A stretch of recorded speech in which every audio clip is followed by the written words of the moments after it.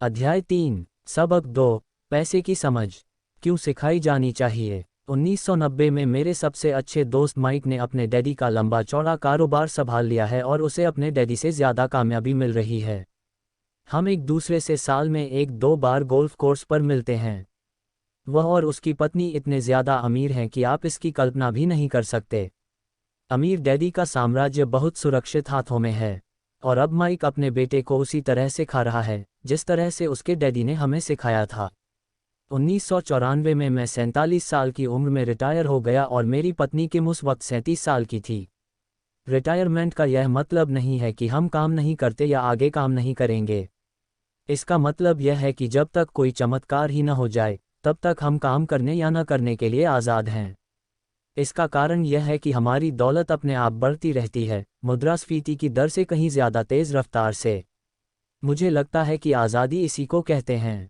हमारी दौलत इतनी ज़्यादा है कि यह अपने आप बढ़ सकती है। ये पेड़ लगाने की तरह है। आप सालों तक इसे पानी देते हैं और एक दिन इसे आपकी ज़रूरत नहीं रह जाती। इसकी जड़ें ज़मीन में काफ़ी गहराई तक पहुंच जाती हैं।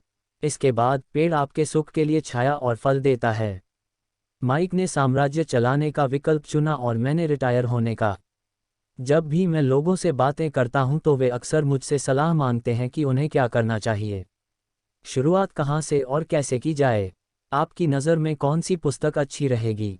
हम अपने बच्चों को यह सबसे अमीर बिजनेसमैन 1923 में हमारे सबसे महान नेता और सबसे अमीर बिजनेसमैन शिकागो में एजवाटर बीच पर इकट्ठे हुए। ये लोग बहुत मशहूर थे। चार्ल्स श्वाब सबसे बड़ी स्टील कंपनी के मुखिया थे। सैमुअल इनसुत दुनिया की सबसे बड़ी यूटिलिटी के अध्यक्ष थे। हॉवर्ड हॉब्सन सबसे बड़ी गैस कंपनी के मुखिया थे। आइवर क्रूजर दुनिया की सबसे बड़ी कंपनियों में से एक इंटरनेशनल मैव कंपनी के अध्यक्ष थे। Leon Fraser bank of international settlements के अध्यक्ष थे। Richard Whitney New York stock exchange के मुखिया थे। आर्थर कॉटन और जेसी लिवरमोर सबसे बड़े दो स्टॉक स्पेकुलेटर्स शेयर का कारोबार करने वाले थे। और एल्बर्ट फॉल प्रेसिडेंट हॉर्डिंग के कैबिनेट में मंत्री थे। 25 साल बाद इनमें से 9 लोगों का अंत इस तरह हुआ। श्वाब 5 साल तक कर्ज में डूबे रहने के बाद गरीबी में मरे। इनसुत की मौत विदेश में दिवालियेपन की हालत में हुई। क्रूजर और कॉटन भी गरीबी में मरे। हॉब्सन पागल हो गए। विटनी और एल्बर्ट फॉल उस समय जेल से रिहा हुए थे। फ्रेजर और लिवरमोर आत्महत्या कर चुके थे। शायद कोई भी ठीक से यह नहीं बता सकता कि इन लोगों के साथ ऐसा क्यों हुआ था। यह 1923 की बात है। हम इतना अंदाज़ा तो लगा सकते हैं कि यह 1929 के मार्केट फ्रेश और बड़ी आर्थिक मंदी के ठीक पहले का समय था। मंदी का इन लोगों पर निश्चित रूप से बहुत ज़्यादा असर हुआ होगा। देखने वाली बात यह है, आज हम इन लोगों से ज़्यादा मुश्किल समय में जी रहे हैं। परिवर्तन ज़्यादा तेज़ी से हो रहे हैं और पूरी दुनिया में हो रहे हैं। मुझे लगता है कि आने वाले 25 सालों में बहुत से ऐसे उतार चढ़ाव आएंगे जो इन लोगों द्वारा झेले गए उतार चढ़ावों की तरह ही होंगे। मुझे ये चिंता है कि बहुत से लोग सिर्फ पैसे पर अपना ध्यान लगाए बैठे हैं और अपनी सबसे बड़ी दौलत पर ध्यान नहीं दे रहे हैं, जिसका नाम है शिक्षा। अगर लोग लचीले होने, दिमाग खुला रखने और सीखने के लिए तैयार रहें तो इन परिवर्तनों के बावजूद वे बहुत अमीर बन सकते हैं।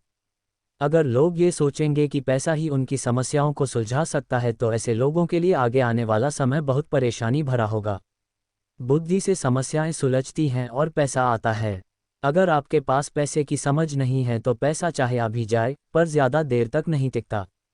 ज़्यादातर लोग जिंदगी भर यह नहीं समझ पाते कि असल बात यह नहीं है कि आप कितना पैसा कमा पाते हैं, बल्कि यह है कि आप कितना पैसा रख पाते हैं। हमने लॉटरी जीतने वाले उन गरीब लोगों की कहानियां सुनी हैं जो अचानक अमीर बन जाते हैं पर कुछ समय बाद वे फिर से गरीब हो जाते हैं।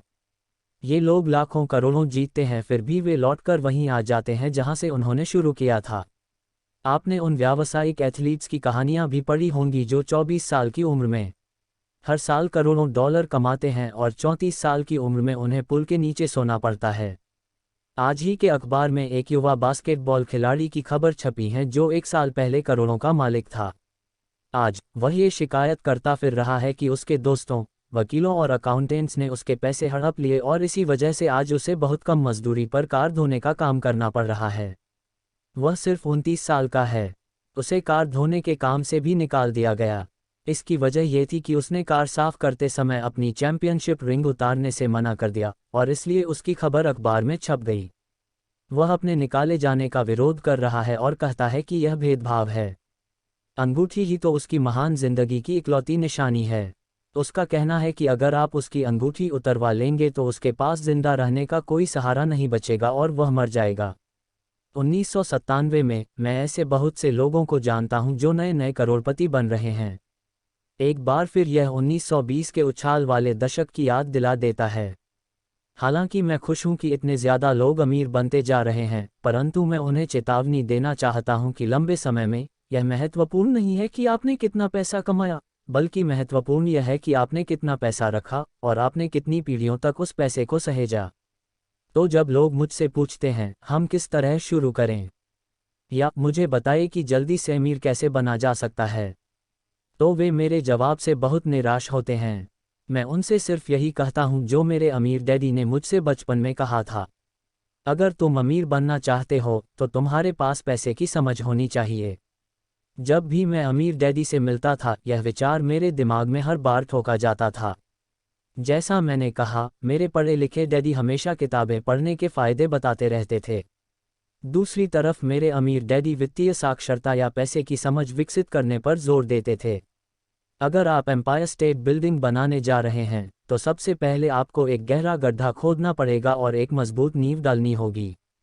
अगर आप किसी उपनगर में एक घर बनाने जा रहे हैं तो आपको सिर्फ 6 इंच का कंक्रीट का स्लैब डालना होगा। ज़्यादातर लोग अमीर बनने के चक्कर में 6 इंच के स्लैब पर एम्पायर स्टेट बिल्डिंग खड़ी करना चाहते हैं। हमारा स्कूल सिस्टम उस जमाने का है जब खेती किसानी ही अर्थव्यवस्था का आधार थी। आज भी यह बिना नींव के घरों में भरोसा करता है।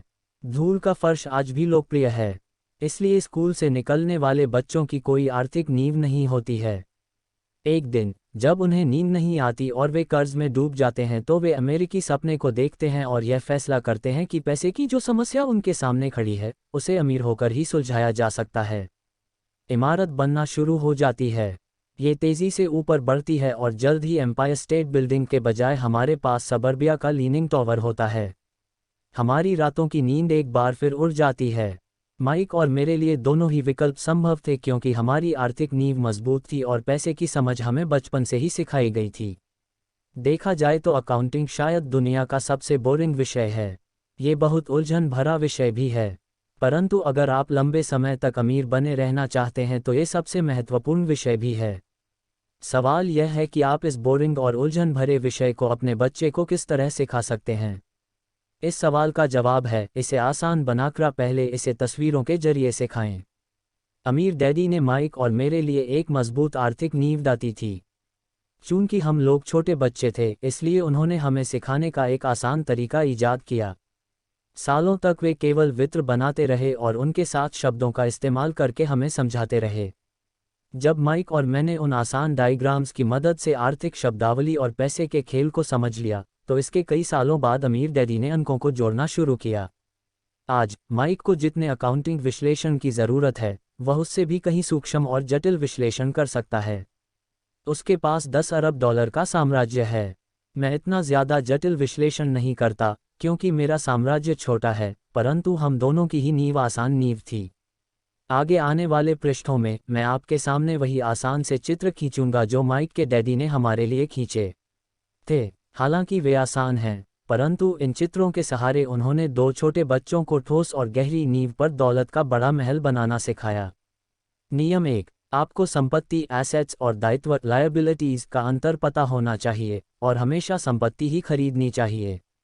अगर आप अमीर बनना चाहते हैं तो आपको बस इतना ही जानने की ज़रूरत है। ये पहला नियम है, यही इकलौता नियम है। ये बहुत आसान लगता है, परंतु ज़्यादातर लोगों को ये पता ही नहीं है कि यह नियम कितना महत्वपूर्ण है। ज़्यादातर लोग पैसे की समस्याओं में सिर्फ इसलिए उलझे रहते हैं क्योंकि उन्हें ये पता ही नहीं होता कि संपत्ति और दायित्व में क्या फ़र्क होता है। अमीर लोग संपत्ति इकट्ठी करते हैं, गरीब और मध्य वर्गीय लोग दायित्व इकट्ठे करते हैं, और मज़े की बात यह है कि उन लोगों को ये लगता है कि वे संपत्ति इकट्ठी कर रहे हैं। जब अमीर डैडी ने माइक और मुझे ये बताया तो हमने सोचा कि वे मजाक कर रहे हैं। हम 2 बच्चे अमीर बनने का रहस्य जानने के लिए इतने हैरान परेशान थे जबकि उसका जवाब इतना आसान था। यह इतना ज़्यादा आसान था कि हमें इस बात पर सोचने के लिए बहुत देर तक ठहरना पड़ा। संपत्ति क्या होती है? माइक ने पूछा। अभी उस बारे में चिंता मत करो, अमीर डैडी ने कहा। अभी सिर्फ इस विचार को अपने दिमाग में घुस जाने दो। अगर तुम इसे आसानी से समझ सकते हो तो तुम्हारी जिंदगी की एक योजना होगी और तुम्हें जिंदगी भर पैसे की कभी दिक्कत नहीं आएगी। यह आसान है, इसीलिए इसे अनदेखा कर दिया जाता है। आपका मतलब है कि हमें बस इतना ही जानने की ज़रूरत है कि संपत्ति क्या है, ये जानने के बाद हम उसे हासिल कर लें और अमीर बन जाएं? मैंने पूछा। अमीर डैडी ने हामी भरी, हाँ, यह इतना ही आसान है। अगर यह इतना आसान है तो फिर हर आदमी अमीर क्यों नहीं बन जाता? मैंने पूछा। अमीर डैडी मुस्कुराए, क्योंकि लोग संपत्ति और दायित्व में फ़र्क नहीं कर पाते। मुझे याद है मैंने पूछा था, वयस्क लोग इतने मूर्ख कैसे हो सकते हैं? अगर यह इतना आसान है और इतना महत्वपूर्ण है तो हर कोई इसे जानना या खोजना क्यों नहीं चाहता? संपत्ति और दायित्व क्या होते हैं, ये समझाने में अमीर डैडी को बस कुछ ही मिनट लगे। बड़े लोगों को यह नियम समझाने में मुझे बहुत कठिनाई होती है। क्यों? क्योंकि बड़े लोग ज़्यादा स्मार्ट होते हैं। मैंने अक्सर देखा है कि ज़्यादातर लोग आसान विचारों को नहीं समझ पाते। इसका कारण यह है कि उनकी शिक्षा अलग तरह से हुई है। उन्हें दूसरे प्रोफेशनल्स ने पढ़ाया है, जैसे bankers, accountants, real estate agents, financial planners इत्यादि। ज़्यादातर बड़े लोगों के सामने मुश्किल ये होती है कि उन्हें बहुत कुछ भूलना पड़ता है और एक बार फिर से बच्चा बनना पड़ता है। एक समझदार वयस्क को अक्सर ऐसा लगता है कि आसान परिभाषाओं पर ध्यान देना मूर्खता है। अमीर डैडी किस सिद्धांत में यकीन करते थे? कीप इट सिंपल स्टूपिड, मूर्ख, इसे आसान ही रहने दो। इसलिए वे हम दो छोटे बच्चों को सबक को आसान बनाते थे और इस तरह उन्होंने हमारी पैसे की नींव को ज़्यादा मजबूत बना दिया। तो दिक्कत या उलझन किस बात से आती है? या इतनी आसान वीज़ किस तरह कठिन बन जाती है? कोई ऐसी संपत्ति क्यों खरीदता है जो असल में दायित्व होती हैं? इसका जवाब हमें अपनी बुनियादी शिक्षा में मिलता है। हम साक्षरता शब्द पर ध्यान देते हैं और पैसे की साक्षरता को अनदेखा कर देते हैं। कोई वस्तु संपत्ति है या दायित्व, ये कैसे पता चलेगा? अगर आप सचमुच झंझट में फंसना चाहें तो इन शब्दों को डिक्शनरी में देख लें। मैं जानता हूं कि वहां दी हुई परिभाषाएं किसी अकाउंटेंट को अच्छी लगती होंगी, परंतु दिक्कत यह है कि आम आदमी उन्हें पूरी तरह से नहीं समझ पाता। फिर भी हम वयस्क लोग यह मानने में अपनी तौहीन समझते हैं कि कोई चीज़ हमें समझ में नहीं आ रही है। छोटे बच्चों को समझाते समय अमीर डैडी ने एक बार कहा था, संपत्ति को शब्दों के नहीं, अंकों के द्वारा पढ़ा जाता है। और अगर आप अंकों को नहीं पढ़ सकते तो आपको संपत्ति और ज़मीन में खुदे गड्ढे में कोई फ़र्क महसूस नहीं होगा। अकाउंटिंग में अंक महत्वपूर्ण नहीं हैं, महत्वपूर्ण तो वह बात है जो अंक आपको बता रहे हैं। ये शब्दों की ही तरह है। शब्द महत्वपूर्ण नहीं होते, महत्वपूर्ण वह बात होती है जो शब्दों के जरिए बताई जाती है। कई लोग पढ़ते हैं परंतु ज़्यादा समझ नहीं पाते। ये रीडिंग कॉम्प्रिहेंशन या पढ़े हुए को समझने की काबिलियत होती है, और इस क्षेत्र में हम सब की अलग अलग काबिलियत होती है। उदाहरण के लिए, मैंने हाल ही में एक नया VCR स्वरीदा इसके साथ निर्देश पुस्तिका भी थी जिसमें समझाया गया था कि अपने VCR को किस तरह प्रोग्राम किया जाता है। मैं शुक्रवार की शाम को आने वाले अपने फेवरेट टीवी शो को रिकॉर्ड करना चाहता था, पर उस निर्देश पुस्तिका को पढ़ते पढ़ते मैं पागल हो गया। मुझे दुनिया में कोई भी काम इतना मुश्किल नहीं लग रहा था जितना कि अपने VCR को प्रोग्राम करना। मैं शब्दों को पढ़ सकता था परंतु इसके बावजूद मुझे समझ में कुछ नहीं आ रहा था। मुझे शब्दों को पहचानने में A मिल रहा था परंतु उन्हें समझने में मुझे F मिल रहा था। और यही ज़्यादातर लोगों के साथ पैसे के मामले में होता है। अगर आप अमीर बनना चाहते हैं तो आपको अंकों को पढ़ना और उन्हें समझना आना चाहिए।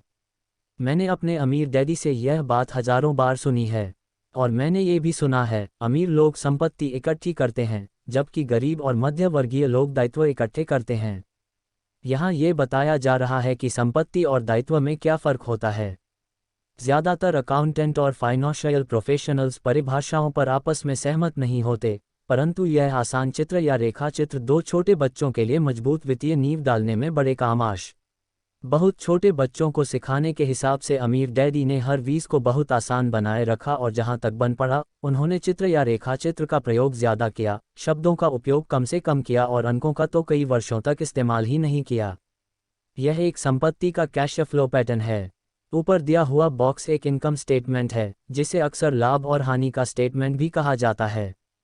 यह आमदनी और खर्च बताता है, आने वाला पैसा और जाने वाला पैसा। नीचे का चित्र बैलेंस शीट है।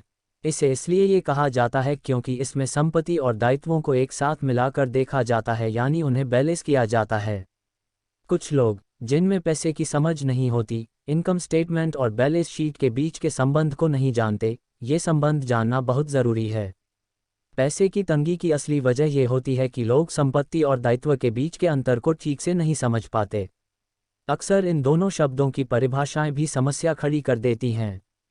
अगर आपको दुविधा में पढ़ना अच्छा लगता है तो आप शब्दकोश उठाकर उसमें संपत्ति और दायित्व शब्दों का मतलब देख लें। अब इन परिभाषाओं का मतलब अकाउंटेंट को तो अच्छी तरह समझ में आ सकता है, परंतु आम आदमी के लिए यह वैसी ही बात हो गई जैसे परिभाषा का मतलब मैंडरिन जैसी किसी विदेशी भाषा में लिख दिया गया हो। आप परिभाषा में लिखे हुए शब्दों को तो पढ़ सकते हैं, परंतु उन्हें अच्छी तरह समझना कठिन है। इसलिए जैसा मैंने पहले कहा था, मेरे अमीर डैडी ने हमेशा दोनों छोटे बच्चों को यह आसान परिभाषा सिखाई। संपत्ति वह होती है जो आपकी जेब में पैसा डालती है। अच्छी, आसान और उपयोग में आने वाली परिभाषा। यह एक दायित्व का कैश फ्लो पैटर्न है। अब चूंकि संपत्ति और दायित्व को चित्रों से समझा दिया गया है, इसलिए शब्दों में दी गई परिभाषाओं को समझना ज़्यादा आसान होगा। संपत्ति वह चीज़ है जो मेरी जेब में पैसे डालती है। दायित्व वह चीज़ है जो मेरी जेब से पैसे निकालती है। वास्तव में आपको इतना ही जानने की ज़रूरत है। अगर आप अमीर बनना चाहते हैं तो आप जिंदगी भर संपत्ति खरीदते रहिए। अगर आप गरीब या मध्य वर्गीय आदमी बनना चाहते हैं तो आप दायित्व खरीदते रहिए। इनके बीच के फ़र्क को न जानने से ज़्यादातर लोग जीवन भर पैसे की तंगी से परेशान रहते हैं। पैसों के लिए आदमी इसलिए परेशान होता रहता है क्योंकि वह न तो शब्दों को समझ पाता है, न ही अंकों को। जिन लोगों के सामने पैसे की मुश्किलें आ रही हैं, उन्हें ये समझ लेना चाहिए कि शब्दों या अंकों में ऐसा कुछ है जिसे वे पढ़ नहीं पा रहे हैं। कोई चीज़ ठीक से उनकी समझ में नहीं आ रही है। अमीर लोग इसलिए अमीर होते हैं क्योंकि इस मामले में वे पैसे की तंगी से परेशान लोगों से ज़्यादा समझदार होते हैं। तो अगर आप अमीर बनना चाहते हैं और अपनी दौलत को बनाए रखना चाहते हैं तो पैसे की साक्षरता और समझदारी महत्वपूर्ण है, शब्दों में भी और अंकों में भी। चित्रों में जो तीर लगे हैं वे पैसे के बहाव यानी कैश फ्लो को बताते हैं। ध्यान रखिए, सिर्फ अंकों से पूरी बात समझ में नहीं आती है और सिर्फ शब्दों से भी पूरी बात समझ में नहीं आती है। महत्व तो पूरी कहानी का होता है। किसी वित्तीय रिपोर्ट में अंकों को पढ़ना प्लॉट या कहानी ढूंढने की तरह ही है। पैसा कहाँ जा रहा है, इस बात की कहानी। 80% परिवारों की पैसे की कहानी यह होती है कि वे अमीर बनने के लिए कड़ी मेहनत करते जाते हैं। इसका कारण यह नहीं है कि वे पैसा नहीं कमाते। असली कारण यह है कि वे जिंदगी भर संपत्ति की जगह दायित्व खरीदते रहते हैं। उदाहरण के तौर पर, यह एक गरीब आदमी या घर पर रहने वाले नौजवान का कैश फ्लो पैटर्न है। जैसा कि आप देख सकते हैं, ये सभी चित्र बहुत ज़्यादा सरल बना दिए गए हैं। हम में से हर एक को जिंदा रहने के लिए खर्च करना पड़ता है। हम सभी को रोटी, कपड़े और मकान की ज़रूरत होती है। चित्र ये बताते हैं कि गरीब, मध्यवर्गीय और अमीर आदमी की जिंदगियों में पैसा किस तरह आता जाता है। कैश फ्लो पूरी कहानी बता देता है। इस कहानी में ये बताया जाता है कि वह आदमी अपने पैसे का किस तरह इस्तेमाल करता है। एक बार पैसा हाथ में आ जाने के बाद वह उस पैसे का क्या करता है। मैंने अपनी कहानी अमेरिका के सबसे अमीर व्यक्तियों से इसलिए शुरू की ताकि मैं ये बता सकूं कि इतने सारे लोगों की सोच में कहाँ गलती होती है। गलती यह होती है कि वे यह मानते हैं कि पैसे से सारी समस्याएं सुलझ जाती हैं। इसलिए जब लोग मुझसे फटाफट अमीर बनने के नुस्खे पूछते हैं तो मैं कांप जाता हूँ। या ये कि उन्हें कहाँ से शुरू करना चाहिए। मैं अक्सर सुनता हूँ, मैं कर्ज में हूँ इसलिए मुझे और ज़्यादा पैसे कमाने चाहिए। परंतु ये देखने में आया है कि ज़्यादा पैसे से समस्या नहीं सुलझती। सच कहा जाए तो इससे समस्या और ज़्यादा बढ़ सकती है। पैसा हमारी इंसानी कमजोरियों को अक्सर ज़्यादा उभार देता है। पैसा अक्सर हमारे ऐसे पहलू पर रोशनी डालता है जिसके बारे में हम अनजान रहते हैं। इसलिए अगर किसी आदमी को अचानक बहुत सी दौलत मिल जाए, जैसे पैतृक संपत्ति, तनख्वाह में भारी बढ़ोतरी या उसकी लॉटरी लग जाए, तो पैसा मिलने के कुछ समय बाद वह अपने पुराने हाल में पहुंच जाता है और कई बार तो उससे भी बुरे हाल में। पैसा आपके दिमाग में चल रहे कैश फ्लो पैटर्न को उजागर करता है। अगर यह पैटर्न ऐसा है कि अपनी पूरी कमाई खर्च करनी है, तो इस बात की बहुत संभावना है कि आपकी आमदनी बढ़ेगी तो आपका खर्च अपने आप बढ़ जाएगा। इसलिए ये कहावत सही है, मूर्ख और उसके पैसे से शानदार दावतें होती हैं। मैंने ये कई बार कहा है कि हम स्कूल इसलिए जाते हैं ताकि हम शैक्षणिक और व्यावसायिक काबिलियत को हासिल कर सकें। निश्चित रूप से ये दोनों बहुत ही महत्वपूर्ण हैं। हमारी व्यावसायिक काबिलियत के कारण ही हम पैसा बनाना सीखते हैं। 1960 के दशक में जब मैं हाई स्कूल में था, यह माना जाता था कि अगर कोई पढ़ने लिखने में अच्छा है तो वह होनहार विद्यार्थी आगे जाकर डॉक्टर बनेगा। अक्सर उस बच्चे से यह नहीं पूछा जाता था कि क्या वह डॉक्टर बनना चाहेगा। यह मान लिया जाता था। इसका कारण ये था कि इस धंधे में सबसे ज़्यादा पैसा नजर आता था। आज डॉक्टरों के सामने पैसे के बहुत से संकट हैं जो भगवान न करे किसी और के सामने हो। बीमा कंपनियां इस व्यवसाय पर काबू किए हैं, सरकार भी दखल दे रही है और अदालतों में मुआवजे के केस दायर हो रहे हैं इत्यादि। आज बच्चे बास्केटबॉल स्टार बनना चाहते हैं, टाइगर वुड्स की तरह गोल्फर बनना चाहते हैं, कंप्यूटर विशेषज्ञ बनना चाहते हैं, movie star, rock star, beauty queen या वॉल स्ट्रीट पर ट्रेडर बनना चाहते हैं। इसलिए क्योंकि अब दौलत, शोहरत और इज्जत इन्हीं जगहों पर है। इसी कारण स्कूलों में बच्चों को अच्छा पढ़ने के लिए प्रेरित करना मुश्किल हो गया है। वे जानते हैं कि व्यावसायिक सफलता का शैक्षणिक सफलता से कोई सीधा संबंध नहीं है, जैसा कभी हुआ करता था। चूंकि विद्यार्थियों में स्कूल छोड़ते समय पैसे की कोई समझ नहीं होती है, इसलिए करोड़ों पढ़े लिखे लोग अपने कारोबार में तो सफल हो जाते हैं, परंतु बाद में वे पैसे की तंगी से जूझते रहते हैं। वे और ज़्यादा मेहनत करते हैं, परंतु अपनी समस्याओं से जीत नहीं पाते। उनकी शिक्षा में कमी यह नहीं है कि उन्हें पैसा कमाना नहीं सिखाया गया, बल्कि यह है कि उन्हें पैसा खर्च करने का तरीका नहीं सिखाया गया। पैसा बनाने के बाद उसका किस तरह इस्तेमाल किया जाए और उसे किस तरह संभाला जाए, इसे पैसे की समझ कहते हैं। पैसा एक बार कमाने के बाद उसका क्या किया जाए, इसे अपने पास कितने लंबे समय तक रोका जाए और अपने पैसे से कड़ी मेहनत कैसे करवाई जाए। ज़्यादातर लोग यह नहीं बता पाते कि उनकी पैसे की तंगी का कारण क्या है। ऐसा इसलिए होता है क्योंकि उनमें कैश फ्लो की समझ नहीं होती। कोई आदमी बहुत पढ़ा लिखा हो सकता है, अपने कारोबार में सफल हो सकता है, परंतु हो सकता है कि उसमें पैसे की बिल्कुल भी समझ न हो। ऐसे लोग अक्सर ज़रूरत से ज़्यादा कड़ी मेहनत करते हैं क्योंकि उन्होंने कड़ी मेहनत करना तो सीखा है, परंतु पैसे से अपने लिए कड़ी मेहनत करवाना नहीं सीखा।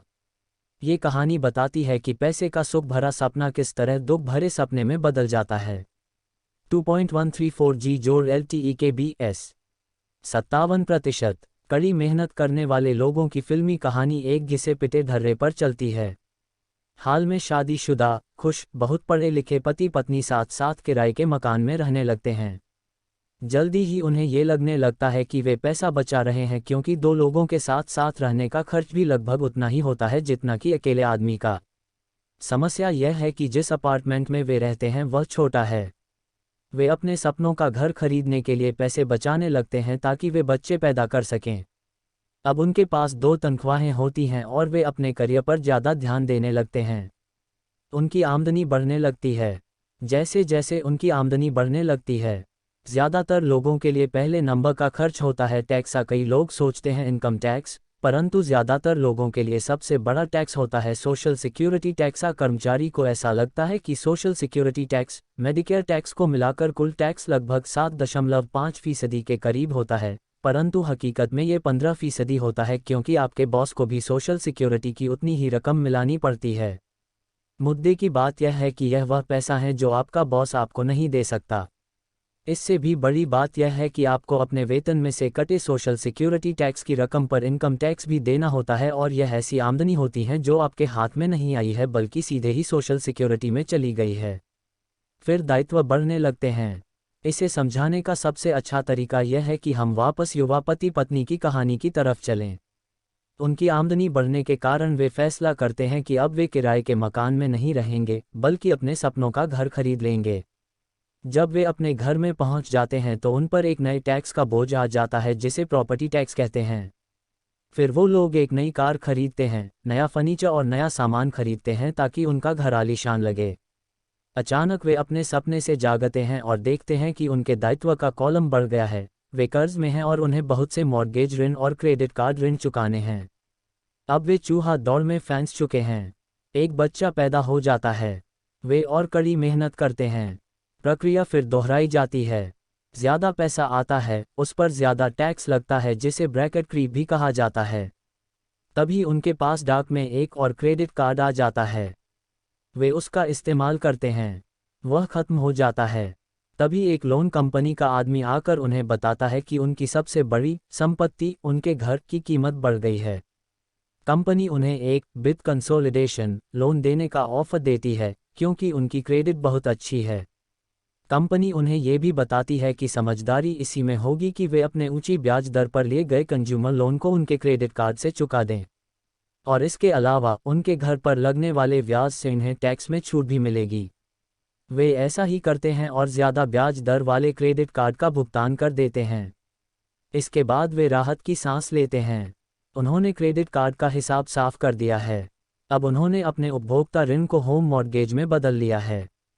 उनका भुगतान भी कम हो जाता है क्योंकि उन्हें अपने कर्ज को 30 साल की किश्तों में चुकाना है। समस्या से निपटने का यही स्मार्ट तरीका है। उनके पड़ोसी आते हैं और उन्हें शॉपिंग पर चलने का नेता देते हैं। मेमोरियल डे की सेल लगी हुई है, यही तो मौका है कुछ पैसे बचाने का।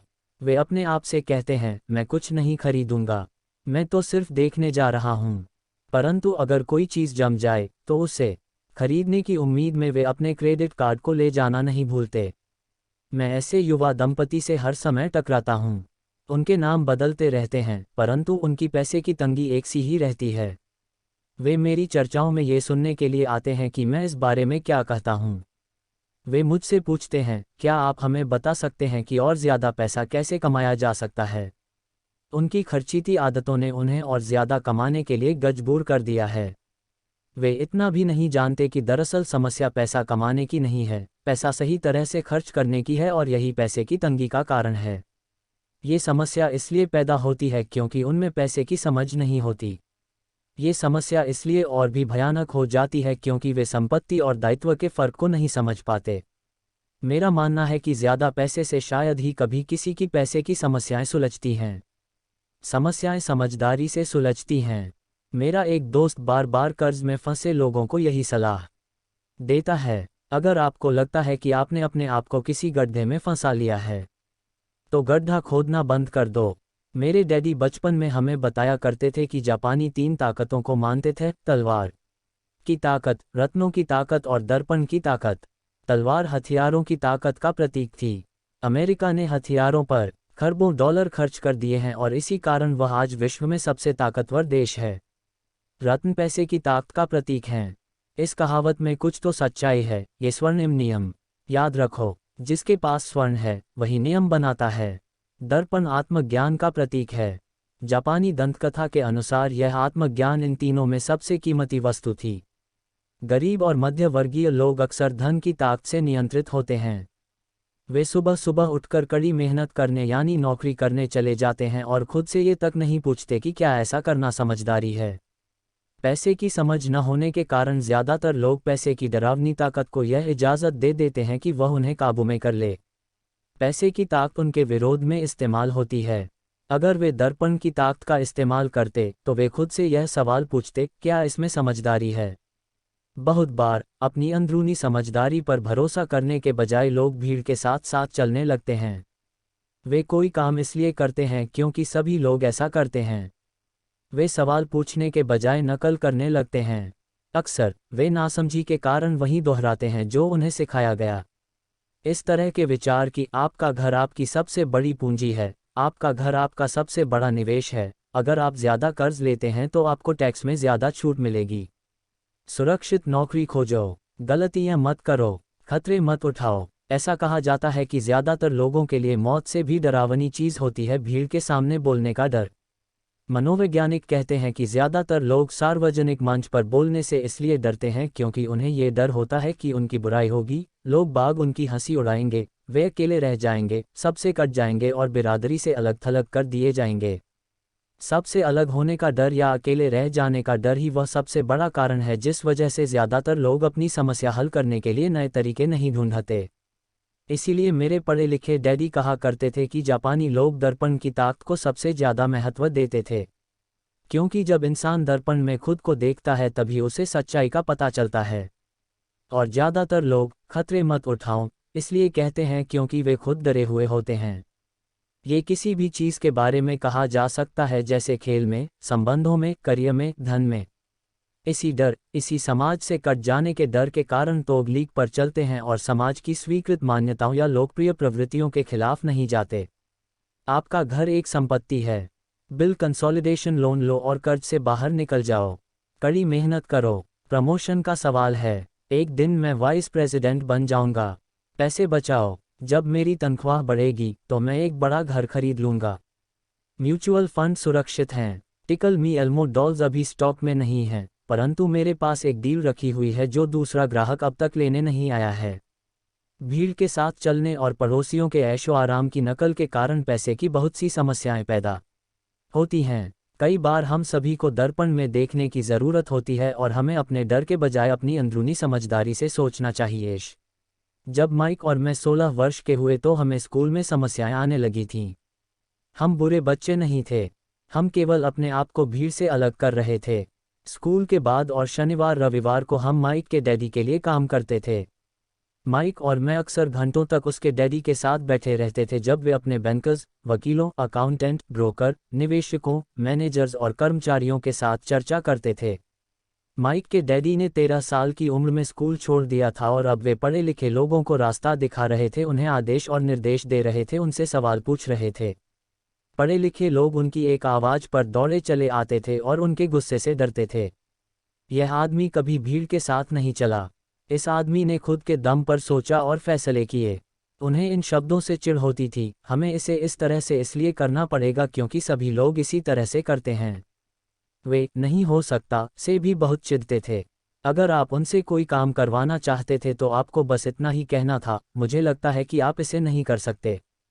माइक और मैं उनके साथ रहकर जितना सीखे उतना हमने स्कूल में बिताए सालों में कभी नहीं सीखा, कॉलेज में भी नहीं।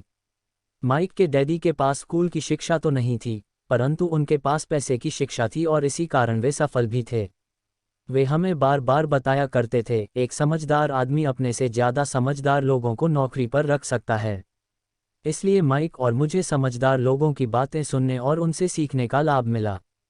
परंतु इसके कारण माइक और मैं दोनों ही उस सामाजिक मान्यता के साथ नहीं चल पाए जो हमारे शिक्षक हमें सिखाते थे, और इस वजह से कई समस्याएं पैदा हो गई।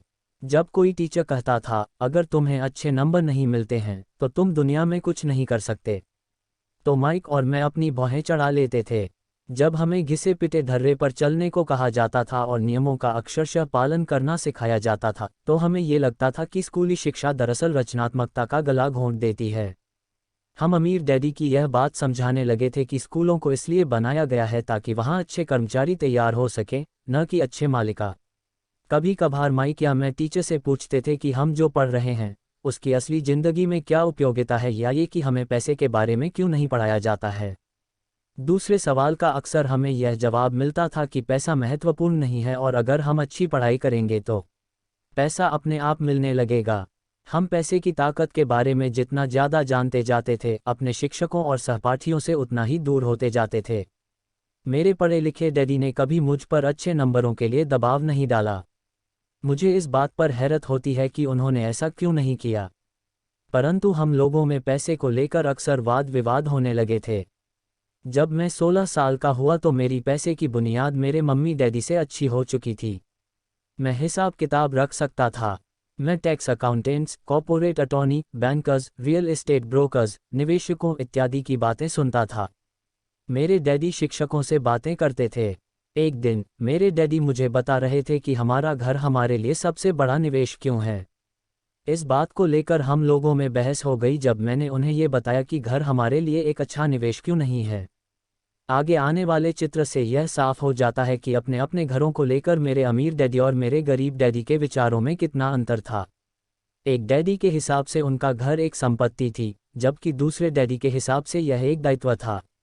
मुझे याद है मैंने नीचे वाला चित्र खींचकर अपने डैडी को कैश फ्लो की दिशा समझाने की कोशिश की थी। मैंने उन्हें यह भी बताया था कि घर के साथ साथ उससे जुड़े कुछ दीगर खर्च भी बढ़ जाते हैं। एक ज़्यादा बड़े घर का मतलब था और ज़्यादा खर्च, और इसका मतलब यह था कि कैश फ्लो खर्व के कॉलम से होकर गुजरता रहता था। आज भी लोग बाग मुद्दा से इस बात पर बहस करते हैं कि उनका घर संपत्ति क्यों नहीं होता। मैं जानता हूं कि बहुत से लोगों के लिए खुद का घर उनका सबसे बड़ा सपना होता है और इसीलिए वे इसे अपना सबसे बड़ा निवेश मानते हैं। अपने घर के मालिक होने से ज़्यादा अच्छा कुछ भी नहीं है। मैं इस लोकप्रिय मान्यता को देखने का एक और नज़रिया सुझाना चाहता हूँ। अगर मैं और मेरी पत्नी एक ज़्यादा बड़ा और आलीशान मकान खरीदने की बात सोचते हैं तो हम जानते हैं कि यह एक संपत्ति नहीं होगी बल्कि एक दायित्व होगा, क्योंकि इससे हमारी जेब से पैसा निकल जाएगा। तो ये रहा मेरा तर्क। हालांकि ज़्यादातर लोग मुझसे सहमत नहीं होंगे, क्योंकि घर एक भावनात्मक चीज़ होती है और जब पैसे का सवाल आता है तो भावनाएं पैसे की समझ को हरा देती हैं। मुझे व्यक्तिगत अनुभव से पता है कि पैसा हर फैसले को भावनात्मक बना देता है। जब घर की बात आती है तो मैं ये बताना चाहता हूँ कि ज़्यादातर लोग उस घर की कीमत चुकाने के लिए ज़िंदगी भर काम करते हैं जिसके वे कभी पूरी तरह मालिक नहीं होते।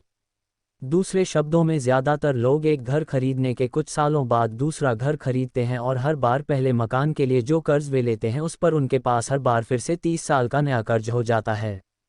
2. हालांकि लोगों को मॉर्गेज पेमेंट पर ब्याज के लिए टैक्स में छूट मिलती है, परंतु वे अपने दीगर खर्चों के लिए टैक्स के बाद मिलने वाले डॉलरों का उपयोग करते हैं अपनी मॉर्गेज पूरी तरह चुकाने के बाद भी। 3. Property tax. मेरी पत्नी के मम्मी डैडी को धक्का लगा जब उनके घर का प्रॉपर्टी टैक्स $1000 प्रति माह तक पहुंच गया। ये तब हुआ जब वे रिटायर हो चुके थे और इस बढ़ोतरी से उनका रिटायरमेंट के बाद का बजट गड़बड़ा गया और उन्हें मजबूरन मकान बदलना पड़ा। 4. घर की कीमत हमेशा नहीं बढ़ती। मेरे कुछ दोस्त हैं जिन्होंने अपने घर के लिए कर्ज लिया था। उन्हें $10 लाख से भी ज़्यादा का कर्ज चुकाना है, पर आज उस घर की कीमत $7 लाख से ज़्यादा नहीं है। 5. सबसे बड़े नुकसान अवसर गंवाने की वजह से होते हैं। अगर आपका सारा पैसा मकान में फंसा रहता है तो आपको ज़्यादा कड़ी मेहनत करनी पड़ती है ताकि आपका खर्च चलता रहे। इस दौरान आपके संपत्ति वाले कॉलम में कोई बढ़ोतरी नहीं होती है। अगर एक युवा पति पत्नी शुरुआत में ही अपना पैसा संपत्ति वाले कॉलम में लगाएं तो उनके आगे के साल आराम से गुजरेंगे, खासकर उस समय जब वे अपने बच्चों को कॉलेज में भेजेंगे। इस दौरान उनकी संपत्ति भी बढ़ जाएगी और उनके खर्चे भी आराम से चलते रहेंगे। अक्सर ऐसा होता है कि आपका घर आपके बढ़ते हुए खर्च के भुगतान के लिए होम इक्विटी लोन का साधन बन जाता है। संक्षेप में, अपना घर खरीदने का फैसले बहुत खर्चीला पड़ता है।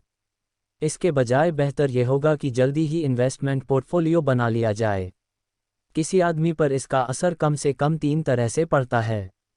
1. समय की बर्बादी, क्योंकि इस दौरान दूसरी संपत्तियों का मूल्य बढ़ गया होता।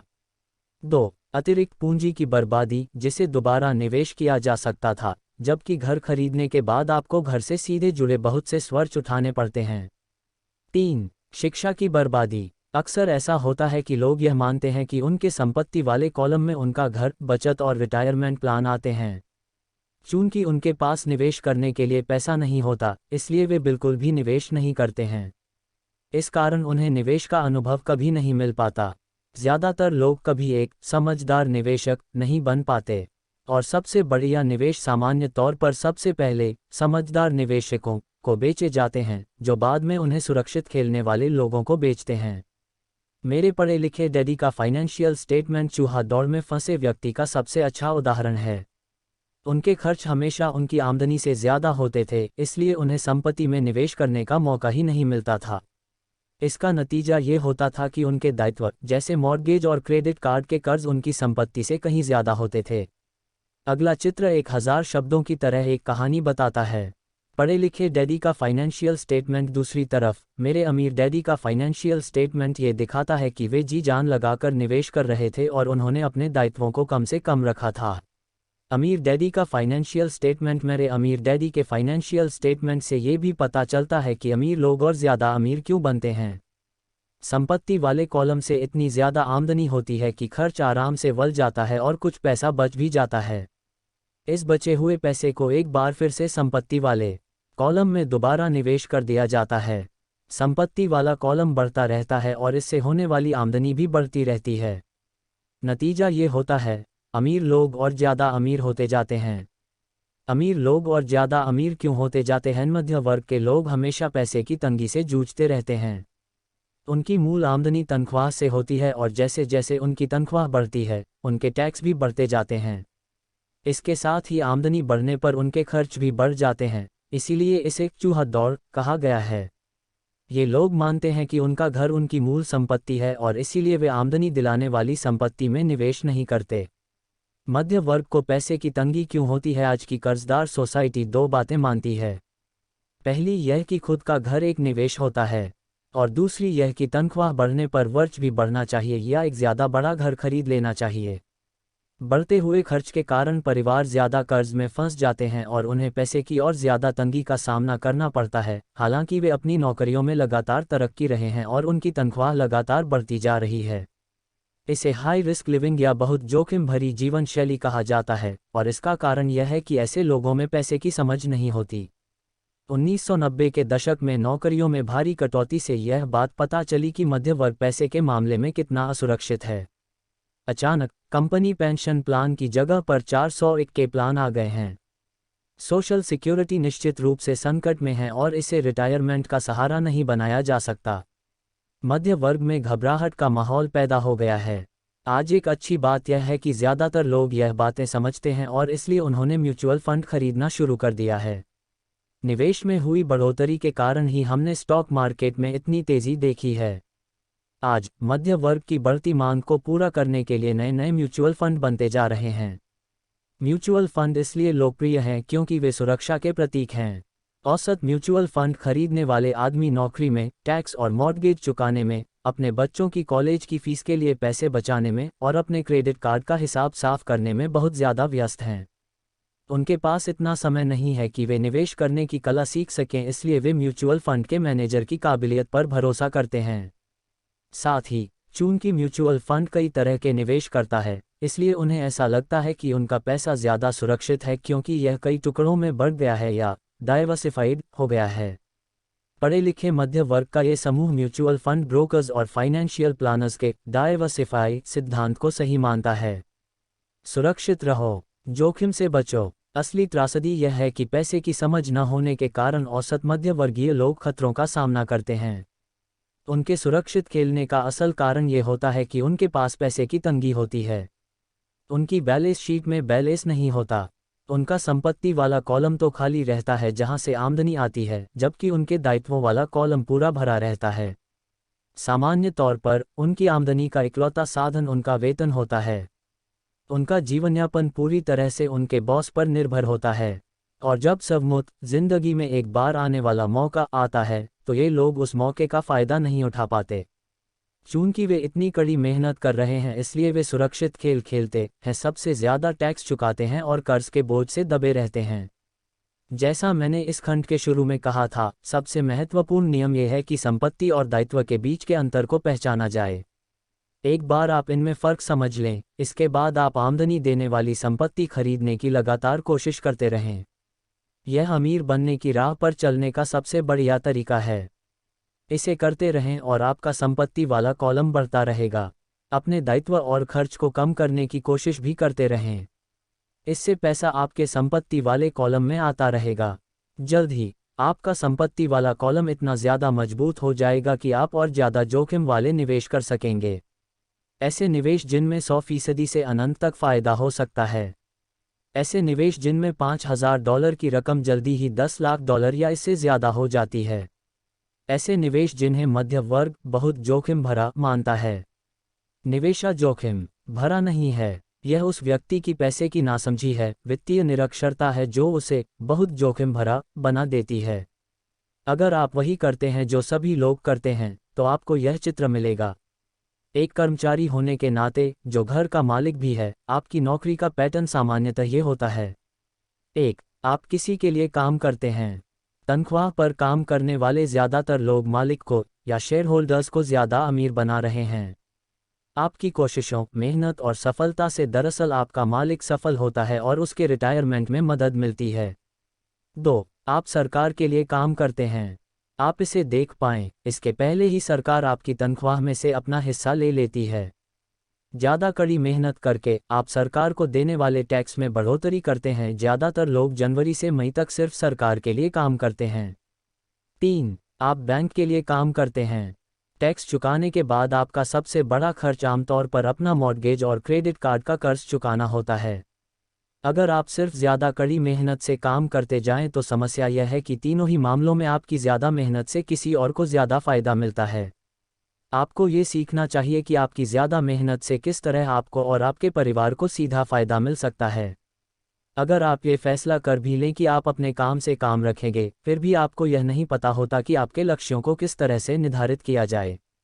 ज़्यादातर लोग अपने प्रोफेशन को बनाए रखना चाहते हैं और अपनी तनख्वाह के सहारे ही संपत्ति बनाना चाहते हैं। जब उनकी संपत्ति बढ़ती है तो वे किस तरह अपनी सफलता का आकलन करते हैं? कब कोई आदमी यह महसूस करता है कि वह अमीर है, कि उसके पास दौलत है?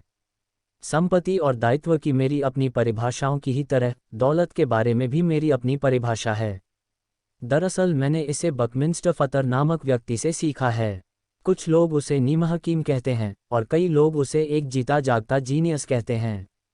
सालों पहले सभी वास्तुविद इसलिए हैरान हो गए थे क्योंकि 1961 में उसने जियोडेसिक डोम के पेटेंट के लिए आवेदन किया था, और उस आवेदन में फुलर ने दौलत के बारे में भी कुछ कहा था।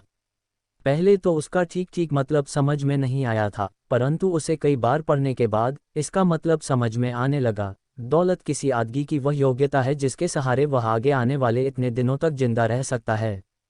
यानी अगर मैं आज काम करना बंद कर दूं तो मैं कितने समय तक जिंदा रह सकता। ये नेटवर्थ की तरह नहीं है, जो आपकी संपत्ति और दायित्व के बीच का अंतर है। हर व्यक्ति को लगता है कि उसके पास जो सामान है वह बहुत कीमती है, परंतु इस परिभाषा से सचमुच सही आकलन किया जा सकता है। मैं अब आकलन कर सकता हूं और सचमुच जानता हूं कि आर्थिक रूप से आज़ाद होने के मेरे लक्ष्य के संदर्भ में मैंने कितनी तरक्की कर ली है।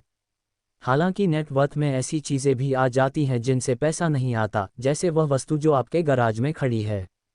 दौलत का सीधा सा हिसाब यह है कि आपका पैसा कितना पैसा बना रहा है और इसलिए आप आर्थिक रूप से कितने दिनों तक जिंदा रह सकते हैं। दौलत दरअसल संपत्ति के कॉलम की कैश फ्लो के दायित्व वाले कॉलम के साथ तुलना है। एक उदाहरण लें, ये कहें कि मेरे पास हर महीने में संपत्ति वाले कॉलम से $1000 का कैश फ्लो है और मेरा खर्च हर महीने $2000 है। मेरे पास कितनी दौलत है? अब हम बकमिंस्टर फलर की परिभाषा की तरफ चलें। उनकी परिभाषा के हिसाब से मैं कितने दिनों तक जिंदा रह सकता हूं? अगर हम एक महीने में 30 दिन मान लें तो इस परिभाषा के हिसाब से मैं 15 दिन तक जिंदा रह सकता हूं। जब मैं अपनी संपत्ति से हर महीने $2000 का कैश फ्लो हासिल करने लग जाऊंगा तो मैं दौलतमंद हो जाऊंगा। हालांकि मैं अमीर नहीं हूं, परंतु मैं दौलतमंद जरूर हूं। हर महीने मेरी संपत्ति से मुझे जो आमदनी मिलती है वह मेरे महीने भर के खर्च के लिए काफ़ी होती है। अगर मैं अपने खर्च को बढ़ाना चाहता हूं तो मुझे इसके पहले अपनी संपत्ति से आने वाले कैश फ्लो को बढ़ाना होगा। ये ध्यान रखें कि इस बिंदु पर मैं अपनी तनख्वाह पर बिल्कुल भी निर्भर नहीं हूं। मैंने संपत्ति वाले कॉलम को भरने में जी तोड़ कोशिश की थी और मैं इसमें सफल भी हुआ था, जिसके कारण आज मैं आर्थिक रूप से आज़ाद हो गया हूं। अगर मैं आज अपनी नौकरी छोड़ भी दूं तो भी मेरी संपत्तियों से इतना कैश फ्लो आता रहेगा कि मेरा खर्च आसानी से चलता रहेगा। मेरा अगला लक्ष्य ये होगा कि मेरी संपत्तियों से आने वाले अतिरिक्त कैश फ्लो को फिर से संपत्ति वाले कॉलम में निवेश कर दिया जाए। मेरे संपत्ति वाले कॉलम में जितना ज़्यादा पैसा जाता है, मेरा संपत्ति वाला कॉलम उतना ही बढ़ता रहता है। मेरा संपत्ति वाला कॉलम जितना ज़्यादा बढ़ता है वहाँ से उतना ही ज़्यादा कैश फ्लो आता है। और जब तक मैं अपने खर्च को आने वाले कैश फ्लो से कम रखता हूँ तब तक मैं ज़्यादा अमीर बनता रहूँगा। और ध्यान देने वाली बात यह है कि मेरी आमदनी शारीरिक मेहनत से नहीं बल्कि दूसरे जरियों से हो रही है। जब तक पुनर्निवेश की यह प्रक्रिया चलती रहती है मैं अमीर बनने की राह पर तेजी से चलता रहूँगा। अमीरी की असली परिभाषा देखने वाले की निगाह में होती है। आप कभी अत्यधिक अमीर नहीं हो सकते। इस आसान सबक को याद रखें। अमीर संपत्ति खरीदते हैं, गरीब केवल खर्च करते हैं। मध्य वर्ग दायित्व खरीदता है परंतु ये सोचता है कि वह संपत्ति खरीद रहा है। तो किस तरह मैंने अपने काम से काम रखा? इस सवाल का जवाब क्या है? मैकडॉनल्ड के मालिक की बात सुनें।